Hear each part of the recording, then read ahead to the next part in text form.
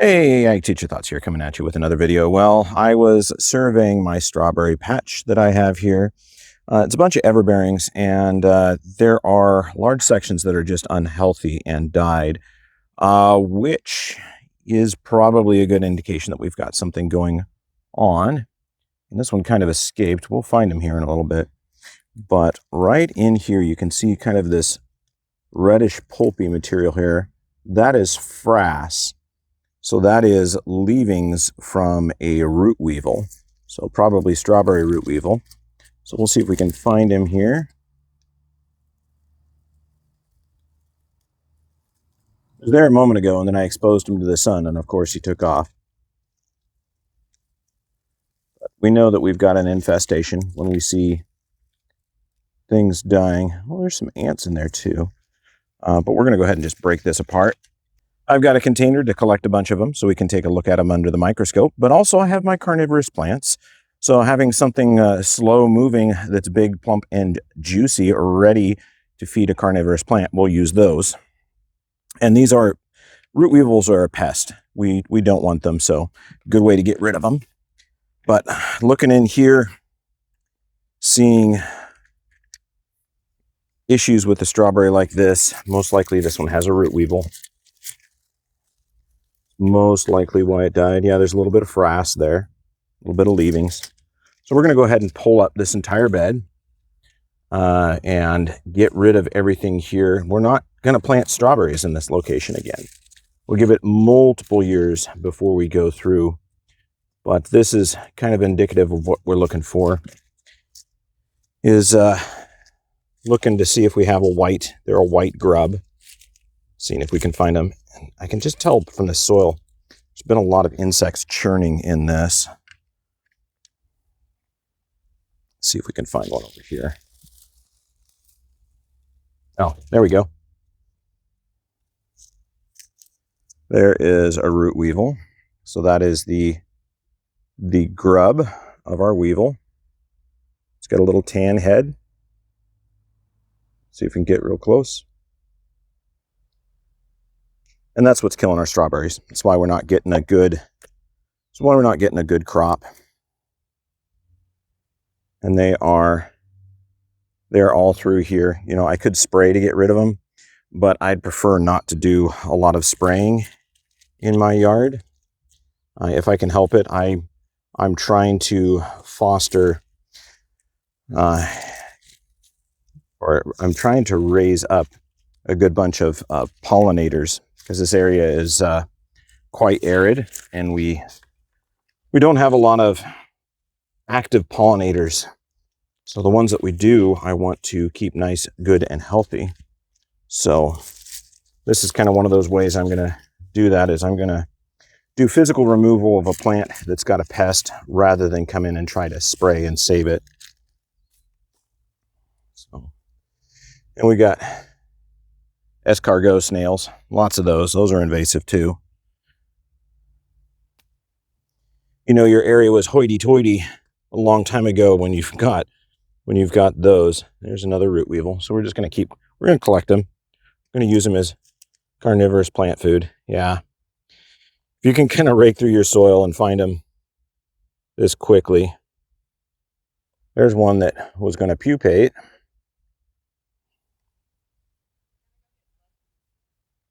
So there you go. Those are going to be good plant food, but kind of bad news for me. You know, here's a weevil.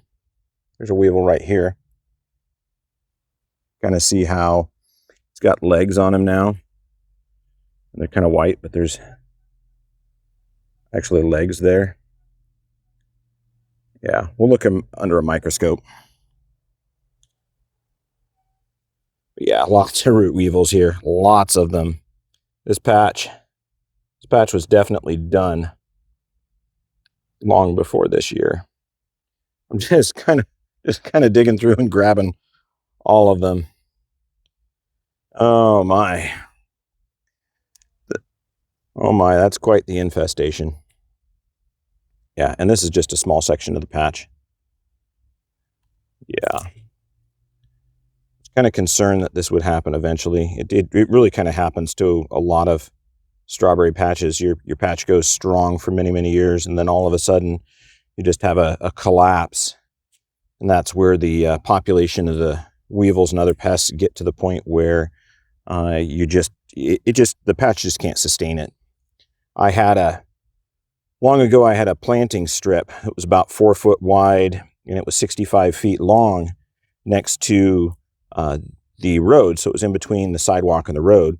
And normally planting strips are grass. And the city kind of expected us to maintain those as grass. Well, I was living, that was in town. So I was living in town at the time, and I was like, I would really like to get something out of my parking strip. If I'm going to pay to water it and take care of it, I want it to give back to me. So I decided at that time that was a good opportunity to actually plant it in something that would raise something I could harvest. So I planted it all in strawberries. So I had a patch of strawberries that was 4 foot wide and 65 feet long. And at the height of it, we got 400 pounds of strawberries off that patch. And locally, we had a lot of people locally would just pull alongside the road and start eating our strawberries. We had a general rule that if you came and you asked, you could pick as much as you wanted to eat, but the moment you brought out a container, that's where there was a problem. You couldn't. I didn't care if you stopped and had a couple of strawberries, because we had a lot. But the moment you were like, I'm going to harvest your strawberries without asking, then I would run you off the patch. But if someone came and asked ahead of time and says, hey, can I bring a small container and get a small container of strawberries? I'd be like, yeah. So it's just kind of one of those ethics things. If you ask, I was more willing to work with you than if you just suddenly decided you were going to do that. It wasn't community strawberries. It was my strawberries. But that patch ran like that for, there's so many in here, for multiple years. And it finally got to the point where the weevils were so heavy that it was just time to dig up the entire patch. So we dug it up, we changed it into other plants and got rid of it. But we ran that patch for many, many years and quite enjoyed it. But I also didn't want to spray that patch. So now we're going to have a lot of food for our carnivorous plants. So these are going to go in the pitcher plants and maybe on some of the smaller ones on the sundew. But the Venus flytraps don't have big enough traps yet to take advantage of this. But I do have a couple of different pitcher plants now. So I have the tropical ones, and then I just bought some temperate pitcher plants. So we'll use those too. Yeah, I've grabbed so many of those now. It's just, I kind of figured this was going to happen. Well, that's okay. It gives me a chance to remodel. So this area is all going to become tomatoes now. This is where we're going to plant our Roma tomatoes. So hopefully the root weevils are host specific. Oh, that's neat. Oh, no, it's just a young earwig. Okay, I thought it was something. I thought it was like a whip scorpion or something. There's another. Yeah. I'm going to get a bunch of stuff in here to go feed my plants.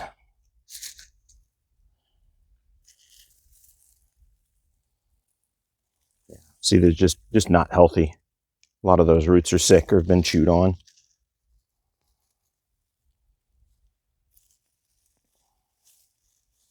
I got to go get another container to put them in. All right, so got my bigger container. We'll get all these strawberry crowns out of here. We see any more of these weevils like that one, we're going to go ahead and pick them up. Save them for carnivorous plant food.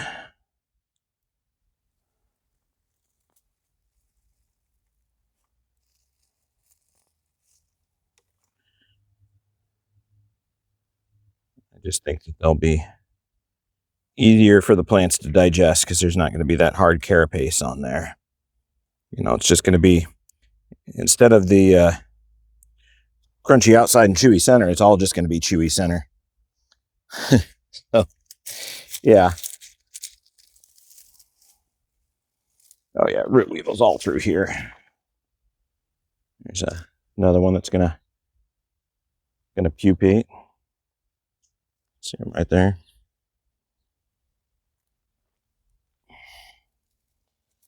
Yep. So we'll let this area go fallow for a while and plant it with other things. Let the weevil population go down.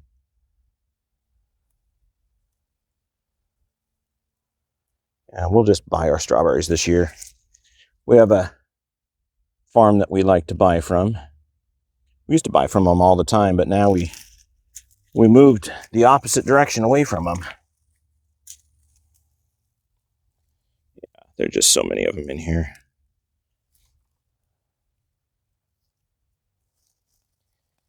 Yep. Anyway, I thought you would enjoy seeing a bunch of root weevils in there. Someone better enjoy it, because I'm not enjoying it, because it's definitely killed all my strawberries, or at least will be killing them. Probably by next year there wouldn't hardly be a strawberry left.